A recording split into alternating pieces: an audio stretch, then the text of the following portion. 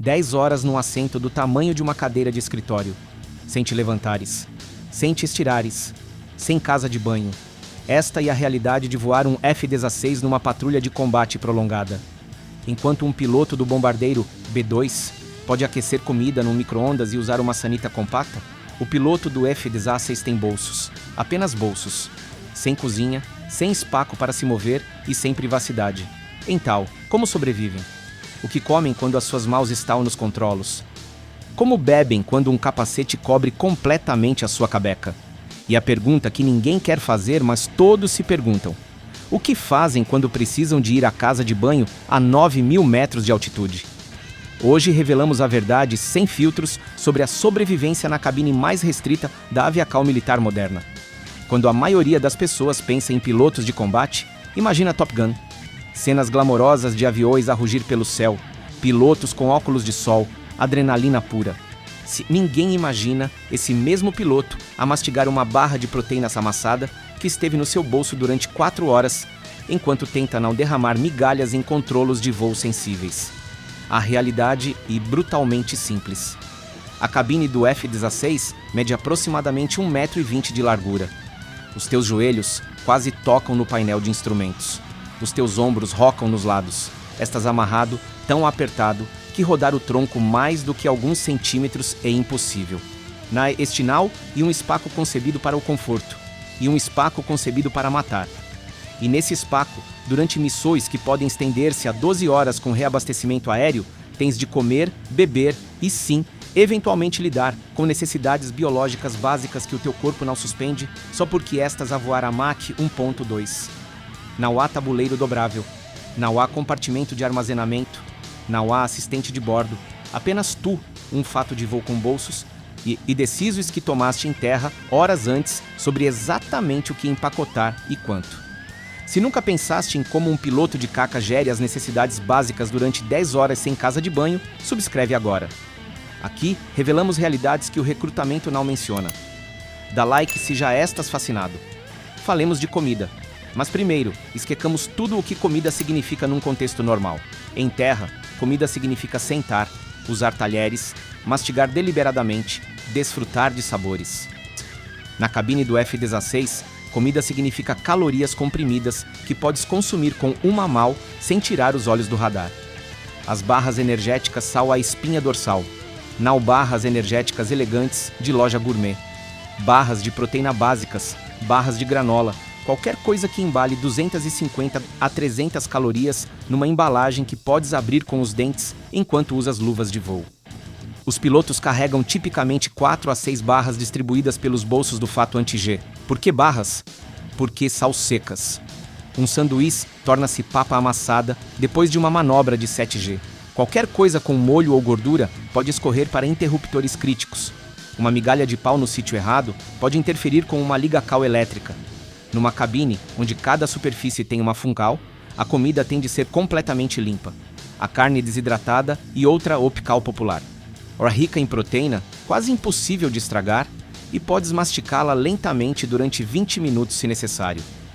Um piloto descreveu-a assim, e como combustível sólido para humanos. Não tem um sabor particularmente bom depois de estar no bolso quente durante 6 horas, mas cumpre o objetivo.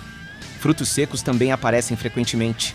Amêndoas, nozes, mistura de frutos secos e sementes.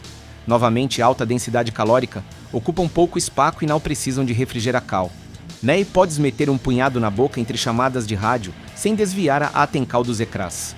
Mas aqui, esta é a parte que as pessoas não entendem. Não comes quando tens fome. Comes segundo um calendário. Pequenas quantidades a cada hora ou 2, só para manter a glicose no sangue estável. Porque se esperares a te teres fome a sério, já ficaste para trás. O teu tempo de reacal já diminuiu, o teu foco já está comprometido. Um piloto de F-16, com experiência em patrulha sobre o Afeganistão, explicou: programo um alarme mental a cada 90 minutos, como alguma coisa. Não importa se quero ou não. E a manutenção do motor humano. E aqui está o contraste que torna isto mais claro. Num bombardeiro B-2, a tripulação tem micro-ondas. Podem aquecer comida a sério. Num K-60 de reabastecimento, há um pequeno espaço onde a tripulação pode preparar refeições quentes. num submarino, aí os marinheiros comem na cantina com pratos quentes, servidos por especialistas culinários. O piloto do F-16 come barras de proteína amassadas que têm sabor a cartal. Se a comida é sobre manter energia, a Hidratacal e literalmente sobre manter-te vivo. Dentro da cabine do F-16, especialmente em operacões no deserto, as temperaturas podem ser brutais. Em terra sob sol direto, essa cúpula de plástico transparente torna-se uma estufa. Junta o estresse das manobras de combate e o teu corpo transpira litros, mas o verdadeiro assassino e o oxigênio. O sistema de oxigênio do F-16 bombeia ar seco diretamente para a tua máscara. Ar com uma umidade de aproximadamente 0%. Respirar esse ar durante horas e como ter um secador de cabelo apontado para os teus pulmões. Desidrata-te por dentro.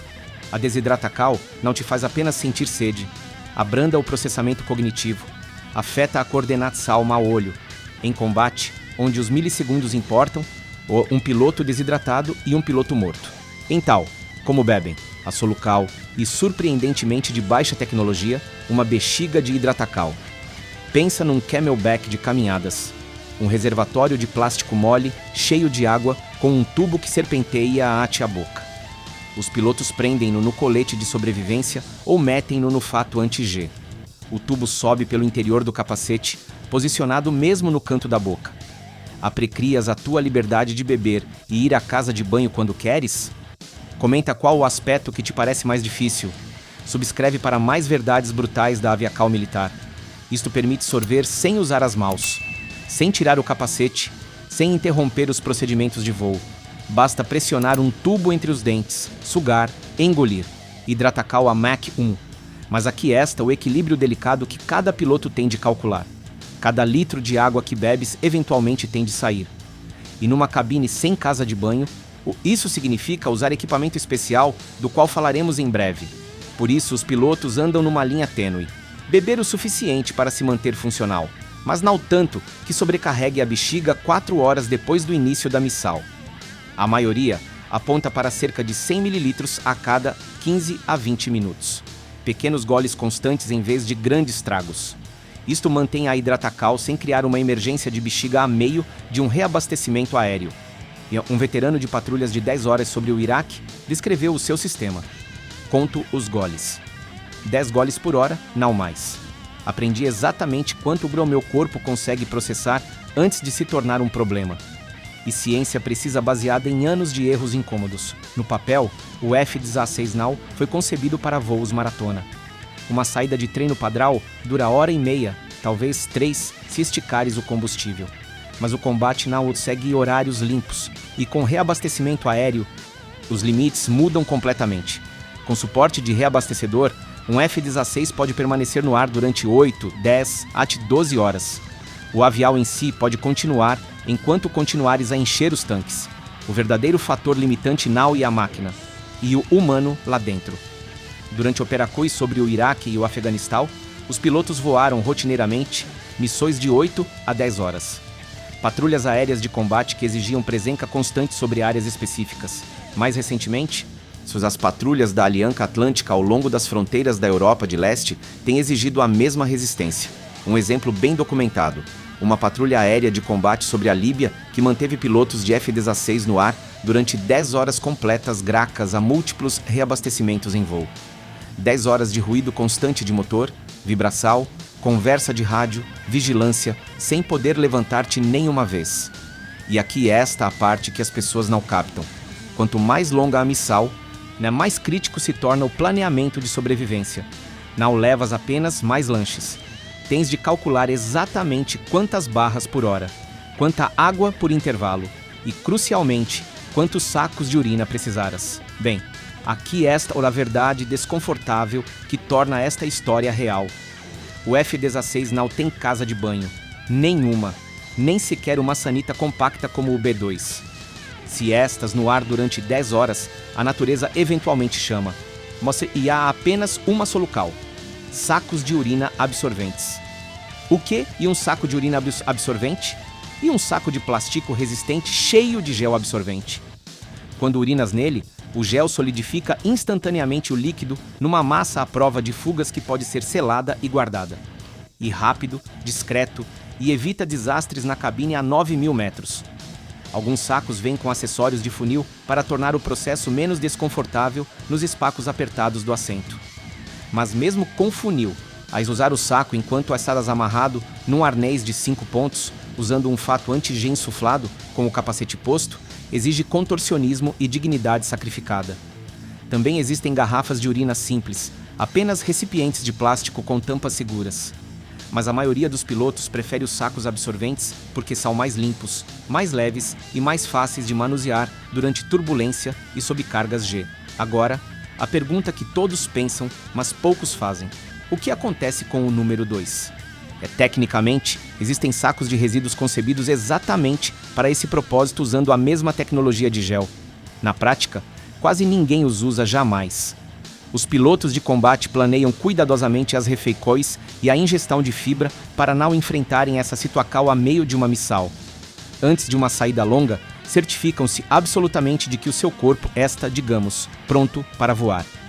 E uma combinação de timing das refeições, restrical de certos alimentos, não e simplesmente conhecer o seu próprio sistema digestivo de forma íntima. Um piloto colocou sem rodeios. 2 dias antes da missão longa, mudo a dieta. Nada que me faça correr à casa de banho. No dia do voo, certifico-me de que tudo está resolvido antes de me amarrar. Parece engraçado, mas em um planeamento tático a sério. O contraste com outras plataformas e quase cômico. O bombardeiro B-2 tem uma pequena sanita portátil. Os reabastecedores têm espaço para lavatório de tripulação. No F-16, o piloto trata dos assuntos diretamente no assento e continua a voar como se nada tivesse acontecido. E o lado da aviação em que poucos pensam, mas é tão crítico como o combustível e as armas. Porque quando estas fechado numa cabine durante meio-dia, a logística do banheiro torna-se um assunto tático. A sobrevivência na cabine não começa no momento da descolagem, começa dias antes. O que comes em terra é tão importante quanto o que levas para o céu. Os pilotos aderem a refeições leves e limpas antes de cada voo. Comida pesada ou gordurosa e um desastre à espera de acontecer numa cabine estreita. Em vez disso, e proteína magra, hidratos de carbono complexos, muita hidratacal. Pensa em frango e arroz, aveia ou batido de proteína. Nada que vai incomodar o estômago a meio da missão. Como disse um piloto, o que como ao pequeno almoço decide como me sinto 6 horas depois na saída. A cafeína é ingerida com cuidado. E não uma pequena quantidade antes do lancamento pode agucas o foco, mas demasiada arrisca desidratacal e a inevitável queda posterior. As bebidas energéticas estão fora. Um pico de açúcar na descolagem seguido de queda durante o reabastecimento aéreo e a última coisa que um piloto precisa. Uma vez no esquadrão, a lista de verificação prevê NAU e apenas armas e avionica. Os pilotos verificam literalmente os seus lanches e pacotes de hidratacal. Tem barras suficientes? A bexiga de água está cheia? Há um saco de urina extra metido no colete de sobrevivência? Detalhes pequenos, mas numa patrulha de 10 horas, falhar um pode significar problemas sérios. Para quando o piloto se amarra, o seu corpo já está sintonizado para a resistência. O avião pode transportar mísseis e bombas, mas o piloto transporta calorias, hidratacal e preparação cuidadosa. Voar o F-16 durante horas, não e apenas estar sentado. E estar amarrado a uma máquina que nunca para de vibrar. Os teus joelhos pressionam contra o painel. Os teus ombros tocam nos lados. Estas bloqueado por arnês tão apertados que mover mais de alguns centímetros é impossível. Durante 3 horas e desconfortável. Durante 10 e um castigo físico. A dor nas costas instala-se por volta da 4ª hora. A rigidez do pescoço chega na 6ª hora. Pela 8ª hora, cada parte do teu corpo está a gritar pela mudança de posição que fisicamente não podes fazer. Os pilotos encontram pequenos truques. Flexionar os dedos dos pés dentro das botas. Rodar os ombros contra o assento. Apertar e soltar os músculos das pernas. Não é suficiente para prevenir a rigidez, mas ajuda com a circulação. Mas o maior desafio não é físico e mental. Horas de vigilância constante, rugido do motor, consciência de que um erro pode ser fatal, desgasta-te o piloto mais resistente. Por isso, a sobrevivência na cabine resume-se à disciplina. Racionar lanches, cronometrar a ingestão de água, controlar a respiração, manter a mente focada na missão. Não e glamouroso, não e confortável. Mas numa cabine do tamanho de um armário muito pequeno, A resistência é tão importante como a potência de fogo. Vamos dar um passo atrás do F-16 por um momento. O contraste com outras plataformas militares é impressionante. A tripulação do bombardeiro B-2 pode aquecer refeitos e esticar-se durante o cruzeiro.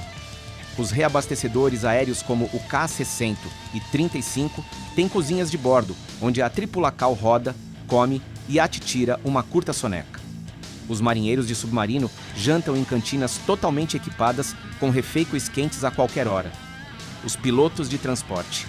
C-130 tem espaço para se levantar, caminhar, usar uma casa de banho adequada.